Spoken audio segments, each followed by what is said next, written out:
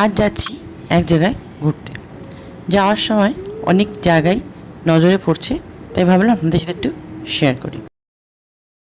সামনেই আসছে পাঁচমাথা, একটি ব্যস্ততম জায়গা। সবাই যেটা চেনে সেটা হলো নেতাজি স্ট্যাচু। এবার কত রকমারি দোকান দেখতে দেখতে যে গেলাম তার কোনো হিসাব নেই। আর যেতেই চোখে পড়ে ট্রাম লাইন, যেটা আস্তে আস্তে হয়তো আর যোগাযোগের মাধ্যম হয়ে উঠবে না।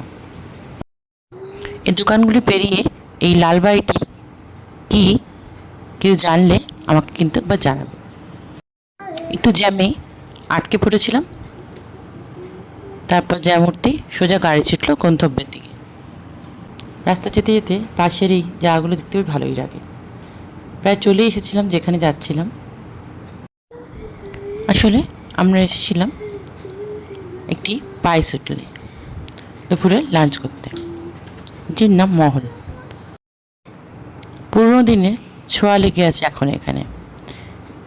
এই পায়েস হোটেলে অনেক লোকই দুপুরে লাঞ্চ সারে। এখানে খাবার খেয়ে মনটা বেশ ভরে গেল।